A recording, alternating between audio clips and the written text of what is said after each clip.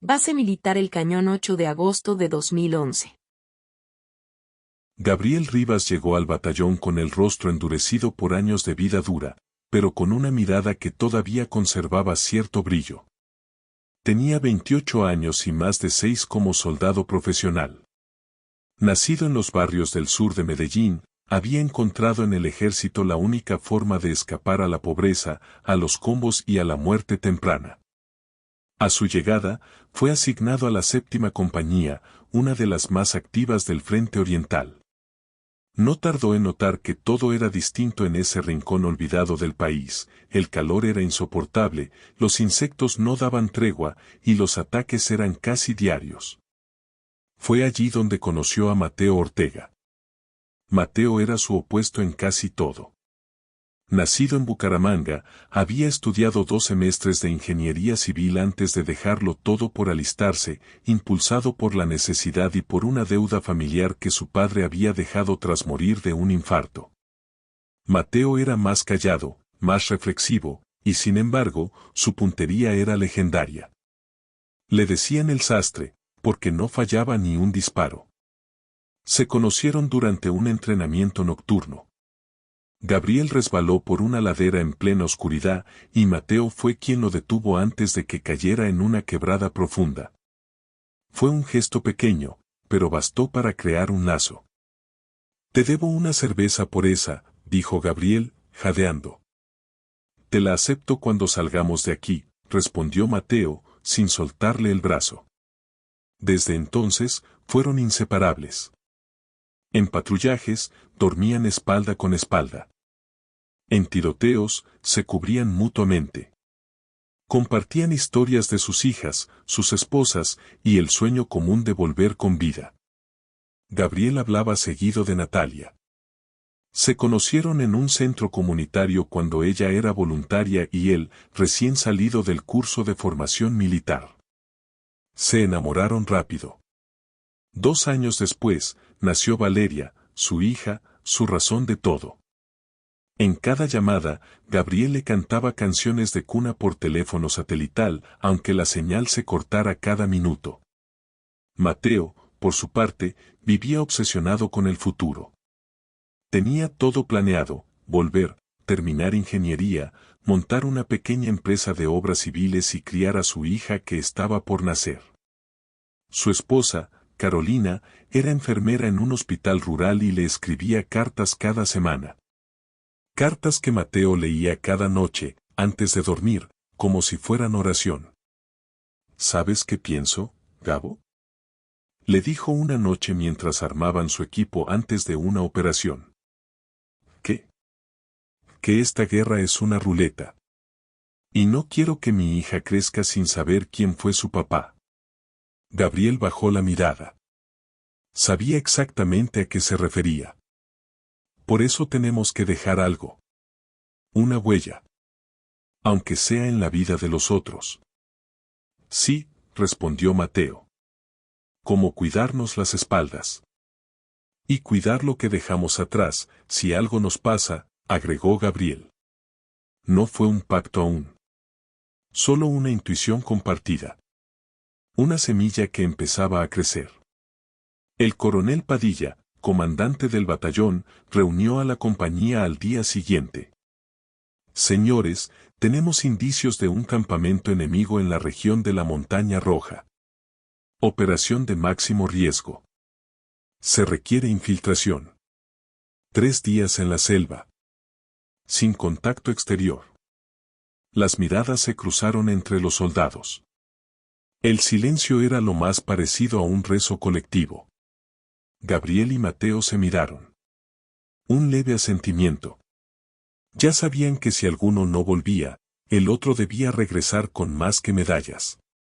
Debía regresar con memoria. Base militar El Cañón. 16 de agosto de 2011. La lluvia cesó durante un par de días.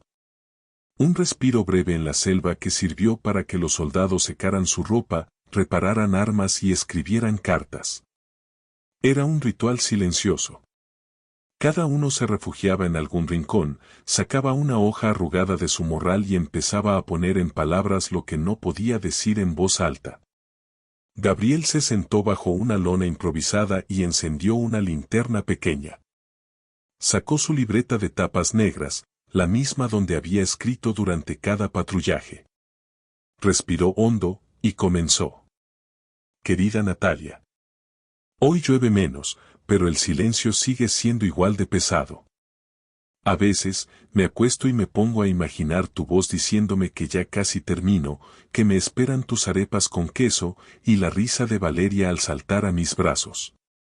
Me aferro a esas imágenes como a la última rama antes del abismo. Conocí a un hombre aquí, Mateo. Es bueno, tranquilo. Tiene una esposa llamada Carolina y una bebé que está por nacer. Hablamos mucho de nuestras hijas. Me ayuda a no volverme loco. Supongo que en la guerra uno necesita espejos para no olvidarse quién es. Hoy soñé contigo. Estábamos los tres caminando por una calle empedrada, de noche, y Valeria corría adelante, gritando «Papá».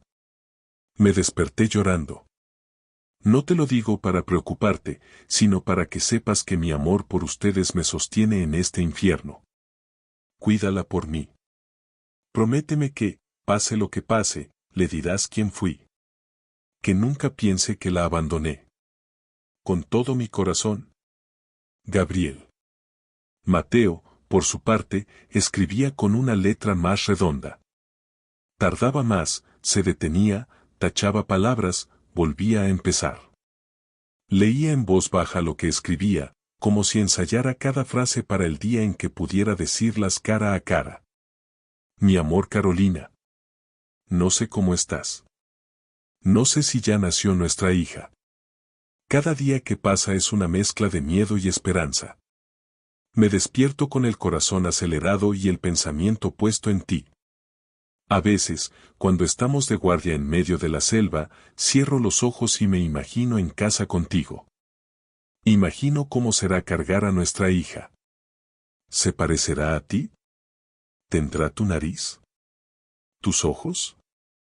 Aquí todo es confuso, pero encontré un amigo, Gabriel. Tiene una hija pequeña, y hablamos de ellas como si fueran luz. Hicimos una promesa, si algo me pasa, él se encargará de ti y de nuestra hija. Y si algo le pasa a él, yo haré lo mismo por su familia. No es algo que se diga con facilidad. Pero la guerra no deja tiempo para certezas. Solo para decisiones. Y yo decidí amarte con cada pensamiento, y protegerte, incluso si no puedo hacerlo con mis manos. Te amo más allá de todo. Mateo. En la base, la rutina no se detenía. Entrenamientos, revisiones de equipo, y constantes rumores de nuevas misiones. Se hablaba de una operación de limpieza en el norte del departamento, donde grupos armados ilegales controlaban cultivos y corredores de tráfico. Gabriel y Mateo sabían que serían parte de esa incursión. Esa noche, mientras se afilaban cuchillos y se preparaban mochilas tácticas, ambos se sentaron juntos a fumar lo que probablemente sería el último cigarro en días. ¿Y si no volvemos?, preguntó Gabriel sin mirarlo. Mateo exhaló el humo despacio. Entonces cumpliremos lo que dijimos. Uno por el otro. Uno por los que quedan. Gabriel lo miró de lado. Luego, sin decir nada, sacó su carta y la metió en una bolsa impermeable. Si caigo primero, entrega esto a Natalia, le dijo. Mateo asintió, y le dio la suya. Un intercambio silencioso. No de cartas. De destinos. Montaña Roja. 24 de agosto de 2011. El helicóptero se elevó antes del amanecer, rompiendo el silencio con el rugido de sus aspas. La misión se había confirmado pocas horas antes, un campamento guerrillero activo en plena selva, objetivo de alto valor estratégico. 30 soldados, 3 escuadras, entre ellos Gabriel Rivas y Mateo Ortega. Gabriel revisaba su fusil mientras miraba a Mateo, que iba concentrado, los labios apenas moviéndose. Rezaba. Siempre lo hacía antes de saltar. El aire dentro del helicóptero era espeso. No por el calor, sino por la tensión. Todos sabían que aquello no era una incursión rutinaria. Era un asalto frontal. Y la última vez que una unidad entró allí, solo regresaron 6 hombres. ¿Listo?, preguntó Gabriel, dándole un leve codazo a su amigo. Nunca se está listo, respondió Mateo, sonriendo. Pero sí. Lo estoy. El descenso fue rápido. El escuadrón se internó en la selva bajo un silencio de acero. Cada paso era vigilado. Cada hoja podía ocultar una mina. Avanzaban en formación, cortando maleza, revisando el terreno con la mirada, con el oído, con el instinto. A las 13:47 horas encontraron las primeras huellas. Pisadas frescas. Restos de comida. Una colilla de cigarro aún humeante. Estamos cerca, susurró el teniente al frente. Siguieron avanzando. El terreno se volvió más cerrado, con vegetación densa y barro hasta los tobillos. Fue entonces cuando ocurrió. Un disparo. Luego 2. Y enseguida, el infierno. Explosiones, ráfagas, gritos. Una emboscada perfecta.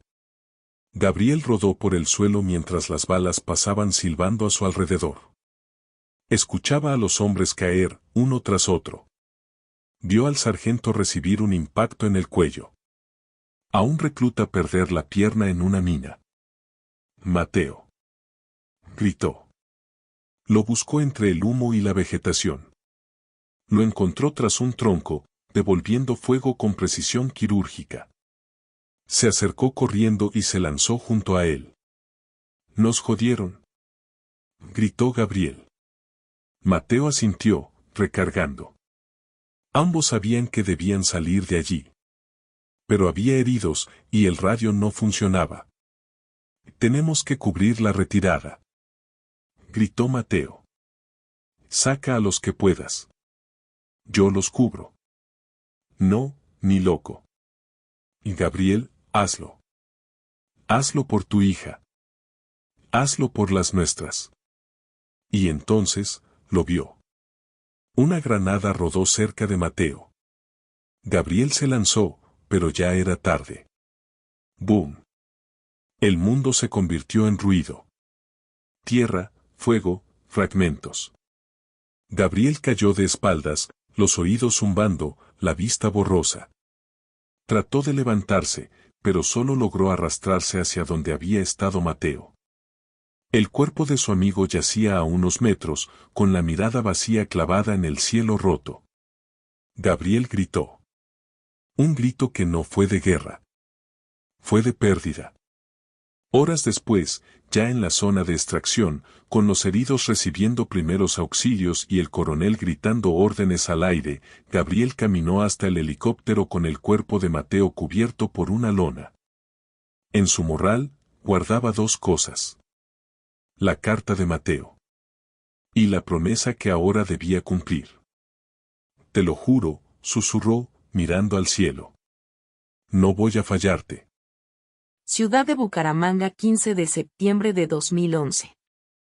El avión descendía sobre la ciudad con un cielo encapotado, reflejando el ánimo de Gabriel.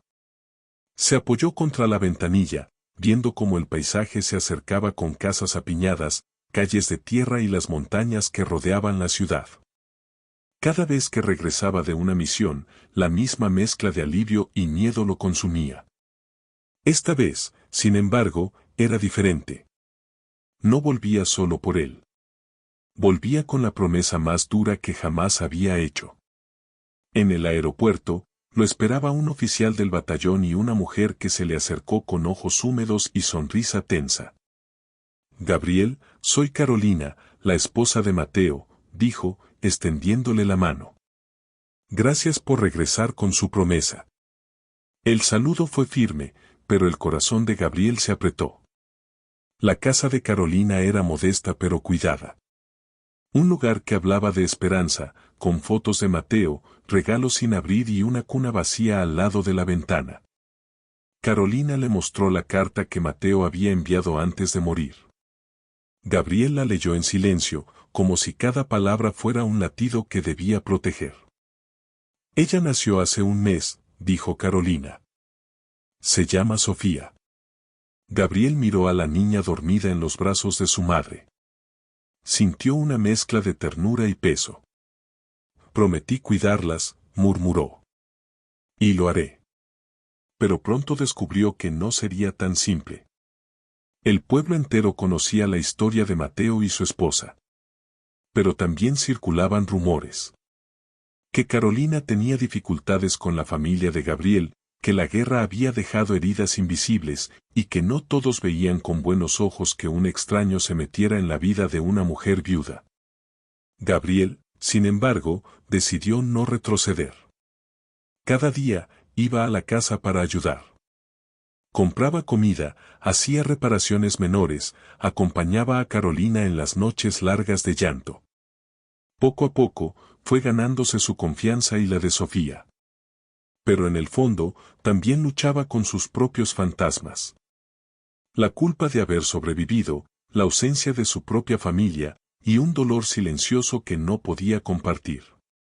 Una tarde, mientras Gabriel cuidaba a Sofía, Carolina le mostró una vieja caja de recuerdos de Mateo. Quiero que conozcas quién era, dijo. No solo el soldado. Entre fotografías, cartas y pequeños objetos, Gabriel comenzó a descubrir un hombre distinto al que había imaginado, un esposo amoroso, un soñador, alguien que había vivido la guerra con la esperanza de un futuro mejor. Gabriel entendió entonces que su promesa no era solo proteger a una familia. Era también preservar una memoria. Ciudad de Bucaramanga, octubre de 2011. El sol apenas asomaba cuando Gabriel tocó la puerta de Carolina. El aroma a café recién hecho y pan tostado lo recibió como un pequeño refugio en medio del caos que había dejado la guerra en su alma. Buenos días, Sofía, dijo, mientras la niña lo miraba con curiosidad desde su cuna. Carolina apareció con una sonrisa cansada, pero sincera. Gracias por venir, Gabriel. No sé qué haría sin ti. No tienes que agradecerme, respondió Gabriel. Mateo y yo hicimos un pacto. Y prometí cuidar de ustedes. Los días siguientes se convirtieron en una rutina improvisada. Gabriel ayudaba con las compras, reparaba la casa, y pasaba horas enseñando a Sofía a balbucear sus primeras palabras. Pero no todo fue fácil. La familia de Gabriel, que esperaba que regresara a su esposa y a Valeria, se mostraba distante y a veces hostil. ¿Por qué te involucras con ellos?, le preguntó su hermano menor con dureza. No es tu problema. Gabriel sabía que el camino que había elegido era solitario. Una noche, mientras la lluvia golpeaba las ventanas, Carolina confesó sus temores. Tengo miedo, Gabriel. Miedo de que Sofía crezca sin padre, sin saber lo que fue Mateo realmente. Gabriel tomó su mano. No voy a dejar que eso pase. Le contaré todo sobre él. Y cuando puedas, me dejarás contarle también quién eres tú. Las palabras se quedaron flotando en el aire. Una alianza silenciosa que les daría fuerza. Con el paso de los meses, Gabriel comenzó a enviar cartas a Natalia, a quien apenas había hablado desde la última misión. Le contó de su promesa, de Carolina y Sofía, de cómo la guerra le había dejado más que heridas físicas. Natalia respondió con mensajes de comprensión y perdón, alentándolo a seguir adelante, aunque no sin dolor. La promesa de cuidar a la familia de Mateo se convirtió en un compromiso de vida. Gabriel no solo protegía a Carolina y Sofía, sino que también luchaba por sanar las heridas invisibles que la guerra había dejado en todos ellos. Era un nuevo frente. Más difícil que cualquier batalla. Ciudad de Bucaramanga, noviembre de 2011. La lluvia seguía cayendo, pero esta vez parecía pesar más en el alma de Gabriel. Cada gota era un recordatorio de las pérdidas, de las ausencias y de la promesa que pesaba sobre sus hombros como un lastre invisible. La casa de Carolina se había convertido en su refugio y su batalla al mismo tiempo. Los días de calma eran pocos, y las noches, largas y frías. Una tarde, mientras ayudaba a Sofía a dar sus primeros pasos, el teléfono sonó. Era Natalia. Gabriel, tenemos que hablar, dijo su voz, temblorosa. Valeria pregunta por ti. Quiere verte. El corazón de Gabriel se rompió en 1000 pedazos. Natalia le había pedido que intentara recuperar el vínculo con su hija, pero Gabriel sentía que ya estaba demasiado lejos. La guerra no solo le había quitado a un amigo, sino que también le había arrebatado años de su propia familia. Decidió que debía volver, aunque solo fuera para despedirse. El reencuentro fue tenso. Valeria, ahora con 5 años, lo miraba con mezcla de curiosidad y desconcierto. Natalia, firme pero cansada, le pidió que no se alejara de nuevo. Gabriel se sentía atrapado entre dos mundos. En medio de esa tormenta emocional, la familia de Mateo comenzó a acercarse con dudas y preguntas. Algunos familiares cuestionaban la presencia de Gabriel, otros lo veían como una carga. ¿Quién te crees que eres para ocupar el lugar de Mateo?, le espetó un tío en una reunión familiar. Gabriel mantuvo la calma, pero las palabras le dolieron. Esa noche, sentado frente a la cuna de Sofía, Gabriel comprendió que el peso del pasado no era solo suyo. Era de todos. De los que se fueron, de los que quedaron, y de los que luchaban por seguir adelante. Tomó la carta de Mateo, la leyó una vez más y se prometió a sí mismo que no dejaría que ese peso lo hundiera. Porque ahora, su guerra era otra. Ciudad de Bucaramanga, enero de 2012. El sol entraba tímidamente por la ventana, pintando de dorado la habitación donde Sofía dormía plácida en su cuna. Gabriel se quedó observándola, sintiendo una mezcla de ternura y responsabilidad que le llenaba el pecho de una fuerza inesperada. Los meses desde la última tormenta emocional habían sido duros, pero también de aprendizajes. Gabriel había encontrado en Carolina una aliada firme y en Sofía un motivo para seguir adelante. Una tarde, mientras caminaban por el parque cercano, Carolina tomó la mano de Gabriel. Nunca imaginé que podría volver a sonreír así, dijo. Gracias por no rendirte. Gabriel le sonrió con sinceridad. No es solo por ti ni por Sofía. Es por Mateo. Por lo que prometí. Y porque a pesar de todo, quiero creer que hay vida después de la guerra. Carolina apoyó su cabeza en su hombro, y juntos miraron cómo los niños jugaban alrededor, libres y despreocupados. Gabriel comenzó a trabajar en la comunidad, ayudando a otros veteranos a superar el trauma y a familias a reconstruirse. Poco a poco, la esperanza se fue convirtiendo en su bandera. En una carta que escribió a Natalia, Gabriel confesó: he aprendido que la guerra no termina cuando el fusil se guarda. Sigue dentro, en cada recuerdo, en cada ausencia. Pero también descubrí que la vida puede renacer, incluso en los lugares más inesperados. Así, entre cartas, promesas y pequeños pasos, Gabriel, Carolina y Sofía tejieron un nuevo camino. Uno donde el amor, la memoria y la esperanza serían su escudo más fuerte. Ciudad de Bucaramanga, marzo de 2012. El timbre de la puerta sonó varias veces antes de que Natalia abriera con una expresión mezcla de sorpresa y cautela. Gabriel estaba allí, con la mochila al hombro, dispuesto a enfrentar lo que fuera necesario. Valeria está en el patio, dijo Natalia con voz suave. ¿Quieres verla? Gabriel asintió y cruzó el umbral con el corazón latiendo acelerado. El patio estaba bañado por la luz del sol de la tarde. Valeria, con sus grandes ojos inquisitivos, se acercó con timidez, como si reconociera a un extraño que llevaba años desaparecido. Papá, susurró. Gabriel se agachó, abrió los brazos y la niña corrió hacia él, abrazándolo con fuerza. El nudo en su garganta se hizo insoportable. Durante las semanas siguientes, Gabriel intentó reconstruir los lazos rotos. No fue fácil. Las heridas de la ausencia y el dolor acumulado hicieron que cada conversación fuera una prueba. Natalia, aunque abierta a la reconciliación, mantenía distancia. No sé si puedes volver a ser parte de nuestras vidas, le confesó una noche. Pero quiero intentarlo por Valeria. Gabriel se esforzó por equilibrar ese mundo con su compromiso hacia Carolina y Sofía, consciente de que sus decisiones afectaban a más de una familia. A veces, en la soledad de su habitación, revisaba la carta de Mateo y se preguntaba si él también había enfrentado dilemas similares. Una llamada inesperada de un antiguo compañero del batallón le recordó que la guerra no se había ido del todo.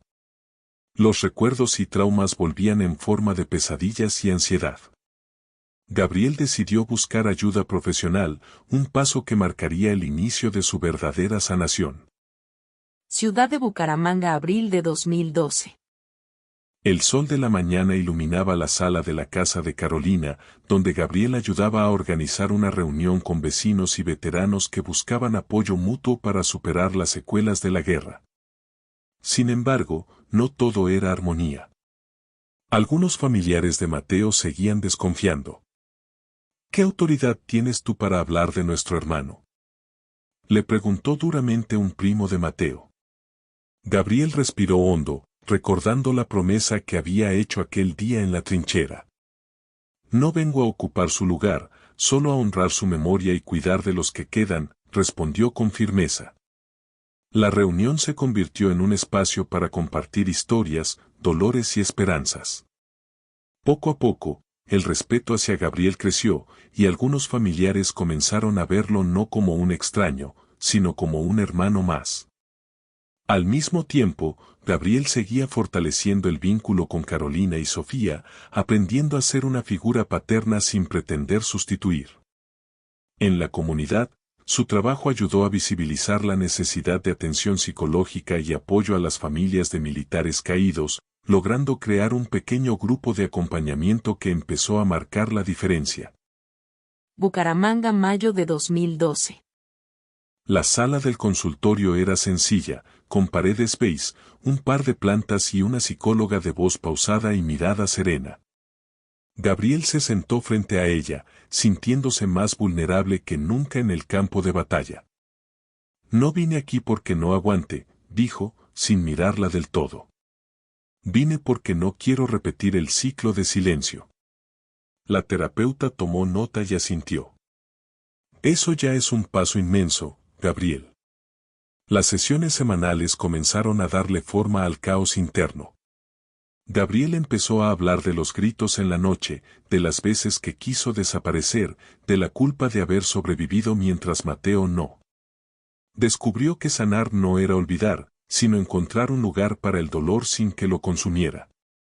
En casa de Natalia, los avances eran lentos pero reales.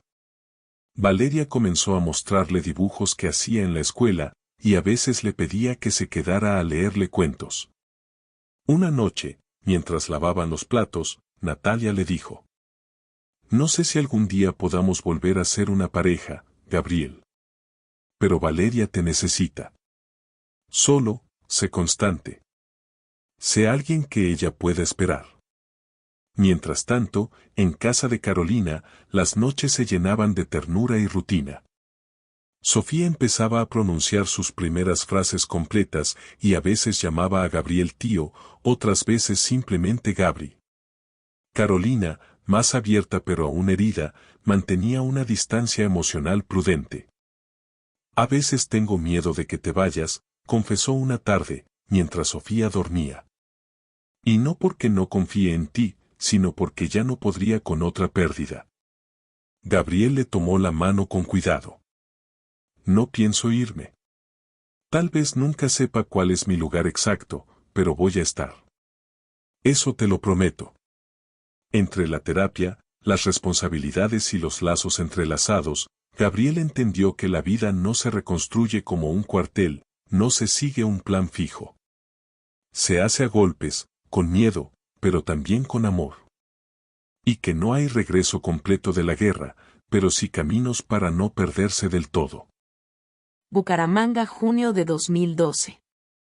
Era un día gris, de esos en los que el cielo parece reflejar lo que uno siente por dentro. Gabriel se había levantado temprano, inquieto. Una carta oficial del ejército había llegado la noche anterior. Lo invitaban a integrarse a un equipo de formación para nuevos reclutas en una base cercana a Medellín. El cargo era estable, con salario fijo, vivienda incluida, y sobre todo, la oportunidad de sentirse útil dentro del mismo sistema que lo había roto. Pero aceptar significaba irse. Alejarse de Carolina, de Sofía, y también de Valeria. Gabriel caminó por la ciudad sin rumbo fijo. Recorrió el parque donde solía jugar con Valeria, el consultorio donde cada semana soltaba una capa más de su dolor, y finalmente llegó frente a la casa de Carolina. Carolina abrió la puerta con una sonrisa que se desdibujó al ver el sobre en su mano. ¿Qué es eso? Gabriel entró sin hablar. Se sentaron en el comedor mientras Sofía dormía en la habitación contigua. Me ofrecieron un puesto. Lejos. Pero bueno. Muy bueno. Carolina tragó saliva. Lo miró largo rato. ¿Y qué piensas hacer? No lo sé. Si me voy, te dejo sola con todo. A ti, a Sofía. Pero si me quedo, siento que me quedo incompleto. Como si me negara la oportunidad de reconstruirme por completo. El silencio entre ambos fue tan espeso como una trinchera en la madrugada. Esa noche, Gabriel visitó a Natalia. Le contó sobre la oferta. Ella lo escuchó con atención y luego lo miró a los ojos. Tienes derecho a rehacer tu vida. Pero piensa bien si eso también significa abandonar las vidas que ya tocaste. Porque si te vas, esta vez sí será una despedida. Valeria, desde la puerta, lo miraba en silencio. Gabriel se agachó, la abrazó con fuerza, y no pudo contener las lágrimas. A veces, hija, crecer también significa tomar decisiones que duelen. En la madrugada, Gabriel escribió una carta. Una para Carolina, otra para Valeria, y una última para sí mismo. En ellas no daba explicaciones, solo compartía lo que había aprendido, que el amor no siempre tiene una forma definida, y que a veces cuidar significa quedarse, pero también, en ocasiones, significa marcharse para poder regresar distinto. Al amanecer, la ciudad seguía dormida. Gabriel aún no sabía qué haría. Pero sabía que fuera cual fuera su decisión, ya no era el mismo hombre que se fue a la guerra. Bucaramanga, julio de 2012. Gabriel miraba por la ventana de la terminal de buses. El motor del vehículo rugía, listo para partir hacia Medellín. En su bolsillo, el pase firmado y sellado. En su corazón, una tormenta. Aquel asiento junto a la ventana estaba reservado para él. Pero no subió. Horas antes, había caminado por última vez hasta la tumba de Mateo. El mármol estaba frío, como siempre, pero ese día Gabriel se sentó junto a la lápida sin decir nada durante un largo rato. Finalmente, murmuró. Te hice una promesa, hermano. Cuidar de los tuyos. Pero también descubrí que los míos siguen aquí. No puedo ser soldado si eso me convierte en un fantasma otra vez. Dejó la carta que había escrito para Mateo sobre la tumba y se marchó. Esa tarde, regresó a casa de Carolina. Cuando abrió la puerta, ella estaba en la cocina, como si lo hubiera estado esperando. No fui, dijo simplemente. Carolina no respondió enseguida. Caminó hacia él, lo abrazó, y por primera vez en mucho tiempo, Gabriel sintió que el suelo bajo sus pies era firme. Días después, se reunió con Natalia. Le explicó su decisión, y aunque ella no lo abrazó ni lloró, una mirada de comprensión se reflejó en sus ojos. Lo importante, le dijo, es que cumplas con lo que prometes. Y esta vez, estás empezando bien. Valeria lo abrazó con la alegría inocente de los niños que no entienden de renuncias, solo de presencias. En los meses que siguieron, Gabriel organizó un pequeño centro comunitario para veteranos y familias desplazadas. Lo llamó el Refugio de Mateo. Aquel espacio, más que un homenaje, era una manera de transformar la ausencia en legado. Carolina colaboraba con talleres para madres. Natalia aportaba desde la distancia con donaciones y apoyo escolar. Valeria y Sofía, aunque no hermanas de sangre, crecían juntas como si lo fueran. Una noche de noviembre, Gabriel salió al balcón, con una taza de café entre las manos. El viento traía los ecos de una ciudad viva, dolida, pero resiliente. Cerró los ojos y recordó el sonido lejano de la guerra. Lo sintió alejarse. No porque lo hubiera olvidado, sino porque ahora estaba en paz con él. En su mundo imperfecto, había aprendido que no todo lo que se rompe se pierde. Algunas cosas rotas, si se cuidan, pueden convertirse en lo que más permanece.